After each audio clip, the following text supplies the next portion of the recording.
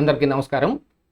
ఏ క్షణమైనా సరే పాకిస్తాన్పై దాడి చేయటానికి భారత్ ఎవరు రెడీగా ఉంది?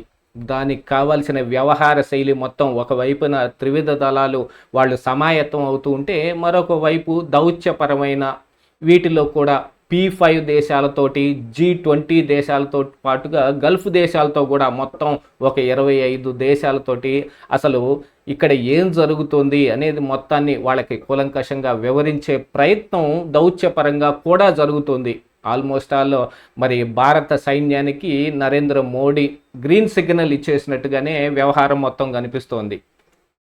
ఒకసారి ఈ రోజున ఆంధ్రజ్యోతిలో వచ్చిన మన ఒక వార్తను చూసుకుంటే కనుక, ఇక్కడ ఏ క్షణంలోనైనా పాక్పై దాడి, సర్వసన్నద్ధం అవుతున్న భారత్, అమెరికా, చైనా సహా పలు దేశాలకు పరిస్థితిని వివరించిన విదేశాంగ శాఖ, P5 దేశాలతో జైశంకర్ చర్చలు, తాలిబాన్లు కూడా మన వైపే.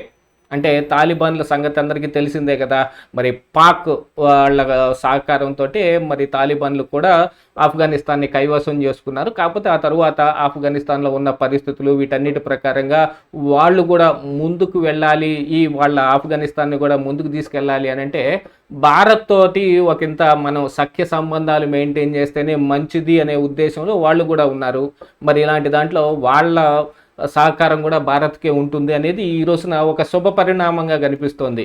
యాక్చువల్గా పెహల్గాంలో జరిగిన దాడి కావచ్చు, ఉగ్రదాడిని సమర్థవంతంగా ఎదుర్కోవటానికి ఒకంత లేట్ అయిందనే అని చెప్పుకోవాలి. కాకపోతే అన్ని సమాయత్తం చేసుకోకుండానే మరి యుద్ధానికి వెళ్తే ఒకవైపు పాక్ కూడా LOC వెంబడి కరువింపు చర్యలకు చేపడుతోంది. మరి కాల్పుల విరమణ ఒప్పందాన్ని ఉల్లంఘించి మరి వాళ్ళు రోజు కాల్పులు జరపటం, భారత్ కూడా దాన్ని సమర్థవంతంగా తిప్పికొట్టడం లాంటివి జరుగుతుంటే, మరి POKలో ఉన్న ఉగ్రమోకలు మొత్తం వాళ్ళ ఉగ్ర శిబిరాలు వీటన్నిటిని వదిలేసి పాకిస్తాన్ వైపుగా వెళ్తున్నట్టుగా కూడా కొంత సమాచారం ఉంది.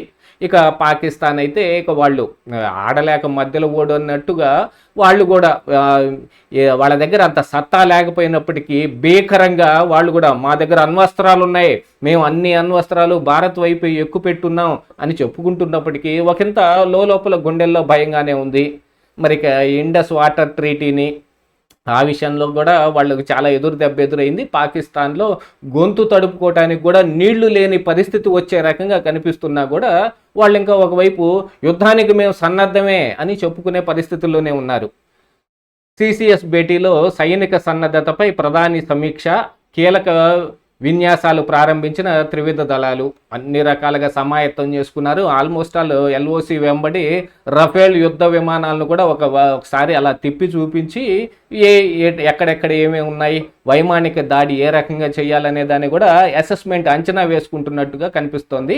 కాకపోతే ఇప్పుడు పాకిస్తాన్ మీదకి వెళ్ళకపోయినప్పటికీ POK పాక్ ఆక్యుపైడ్ కాశ్మీర్లో ఉన్న ఈ ఉగ్రవాదులు ఎక్కడైతే శిబిరాలు ఉన్నాయో వాటన్నిటిని పూర్తిగా సమూలంగా నాశనం చేసేయటం అనేది ఒక లక్ష్యంగా మరి ఇప్పుడు ఈ దాడి నడుస్తుంది. మరి దీనికి ప్రతిగా పాకిస్తాన్ కనుక దాడి చేయటం మొదలు పెడితే వాళ్ళ మీద కూడా యుద్ధం కన్ఫామ్. దానికోసమనే మరి ఒక P5 దేశాలు కావచ్చు, G20 దేశాలు కావచ్చు, గల్ఫ్ దేశాలు కావచ్చు, ఒక 25 దేశాలతోటి దౌత్య సంబంధాల్లో వాళ్ళకి అసలు పరిస్థితి ఏమిటనేది వివరించడం కూడా జరిగింది. దాంట్లో మరి ఇక చైనా దౌత్యపరంగా దీన్ని మీరు తేల్చుకోండి, ఐక్యరాజ్య సమితి కూడా దీనికి సంసిద్ధంగా ఉంది, మీరు వాళ్ళ ద్వారా చర్చల ద్వారా తేల్చుకోండి అని చెబుతూ ఉన్న యుద్ధం వస్తే మేము పాకిస్తాన్ వైపు ఉంటాం అని చైనా ప్రకటించింది. కానీ ఇప్పుడు ఏం చేస్తుంది అనేది తెలియకపోయినప్పటికీ అమెరికా, బ్రిటన్, ఫ్రాన్స్ లాంటివి అయితే భారత్కే వాళ్ళ మొగ్గు భారత్ వైపు చూపిస్తూ ఉన్నారు. జాతీయ భద్రతా సలహా బోర్డు పునర్వ్యవస్థీకరణ చైర్మన్గా మాజీ చీఫ్ అలోక్ జోషి, తెలుగు అధికారికి వెంకటేష్ వర్మకు స్థానం. మాపై నేడు రేపు సైనిక దాడి చేస్తే భారత్కు మూల్యం తప్పదు. పాక్ వాళ్ళు పేకరాలు వాళ్ళు పోతా ఉంటారు. అంత సీన్ లేకపోయినప్పటికీ కూడా వాళ్ళు ఇలా మాటలకే ఉంది బాగానే చేస్తారు. పాకిస్తాన్కి బుద్ధి చెప్పేందుకు భారత్ సన్నద్ధం అవుతుందా? ఏ క్షణంలోనైనా పాక్పై విరుచుకుపడేందుకు సన్నద్ధం అవుతుందా? దాయాదికి గట్టి గుణపాఠం నేర్పిస్తుందా?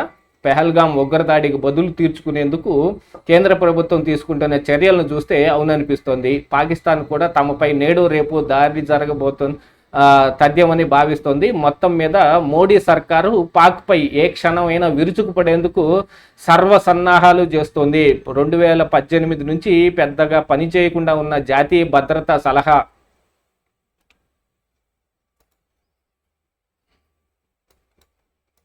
బోర్డును మోడీ సర్కారు తాజాగా పునర్వ్యవస్థీకరించింది. మాజీ చీఫ్ చైర్మన్గా 6 కీలక అధికారుల సభ్యులను నియమించింది. పాక్ సీమాంతర ఉగ్రవాదం నుంచి చాటి చెప్పడంతో తాము తీసిపోబోమని చర్యలకు వివరించేందుకు భారత్ G20 గల్ఫ్ దేశాలతో సహా ఇప్పటికే 25 ప్రధాన దేశాలను సంప్రదించింది. పాకిస్తాన్ను తీవ్రంగా వ్యతిరేకిస్తున్న తాలిబాన్లు కూడా విశ్వాసంలోకి తీసుకున్నట్టు సమాచారం. పెహల్గాం ఉగ్రదాడిని తాలిబాన్ తీవ్రంగా ఖండించిన సంగతి తెలిసిందే. ఇక ఆలస్యం చేయొద్దు రాహుల్. పెహల్గాంలో 28 మంది పర్యాటకుల ప్రాణాలను బలిగొన్న ఉగ్రమూకలు భారీ మూల్యం చెల్లించుకోవాల్సిందేనని కాంగ్రెస్ అగ్రనేత రాహుల్ గాంధీ అన్నారు. ఈ దాడికి బాధ్యులైన వారిపై ఆలస్యం చేయకుండా ప్రధాని మోడీ కఠిన చర్యలు తీసుకోవాలని, తద్వారా ఇలాంటి మూర్ఖపు చేష్టలకు పాల్పడితే భారత్ ఏమాత్రం ఉపేక్షించేది లేదని గట్టిగా సందేశాన్ని ఇవ్వాలని పేర్కొన్నారు. పెహల్గాం ఘటనలో ప్రభుత్వం తీసుకోబోయే చర్యలకు తమ నుంచి 100% మద్దతు ఉంటుందని రాహుల్ ఈ సందర్భంగా స్పష్టం చేశారు.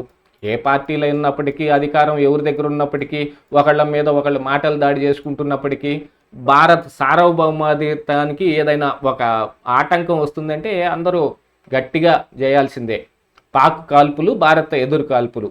జమ్మూ కాశ్మీర్లోని పర్గావాల్ సెక్టార్లో నియంత్రణ రేఖ వద్ద నిబంధనలు ఉల్లంఘించి బుధవారం పాక్ దళాలు కాల్పులు జరిపాయి. వారికి మనం సైన్యం ఎదురు కాల్పులతో ధీటైన సమాధానం ఇచ్చింది. మరోవైపు సింధు జలాల ఒప్పందం రద్దును అమలు చేసే విషయమై కేంద్ర హోంమంత్రి అమిత్ షా, జలశక్తి మంత్రి సిఆర్ పాటిల్ బుధవారం రాత్రి కీలకంగా చర్చలు జరిపారు. జాతీయ భద్రతా సలహాదారు బోర్డుని పునర్వ్యవస్థీకరించారు. పాక్కు మన గగనతలంపై బంద్. పాకిస్తాన్ చెందిన అన్ని రకాల విమానాలను గగనతలాన్ని మూసివేస్తూ భారత్ బుధవారం నిర్ణయం తీసుకుంది.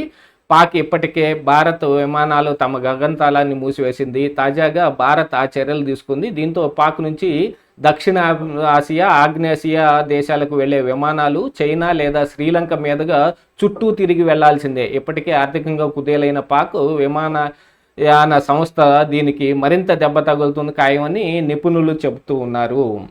దీంతో పాటుగా ఏం చేశారంటే, పాకిస్తాన్ చేసిన మరొక పని, పాక్ ఆక్యుపైడ్ కాశ్మీర్లో వాళ్ళ దీనికి ఉన్న పాక్ నుంచి వచ్చే విమానాలను కూడా వాళ్ళు రద్దు చేసుకున్నారు. పాకిస్తాన్ ఆల్రెడీ వాళ్ళ ఇంటెలిజెన్స్ ద్వారా ఒక సమాచారం సేకరించినట్టుగాను, భారత్ ఏ క్షణమైనా తమ మీదకి దాడికి వస్తుంది అనే దాని మీద వాళ్ళకి పూర్తి సమాచారం ఉండటం మూలాన వాళ్ళు కూడా ఒకవైపు భయపడుతూనే మరి ఎల్ఓసిలో కవ్వింపు చర్యలకైతే చేపడుతూ ఉన్నారు. మరి దీనికి ధీటైన సమాధానంగా నరేంద్ర మోడీ ఏం చేస్తాడు, ఏం నిర్ణయం తీసుకుంటాడు అనే దాని మీద రేపట్లోగా ఫుల్ క్లారిటీ వచ్చేస్తుంది.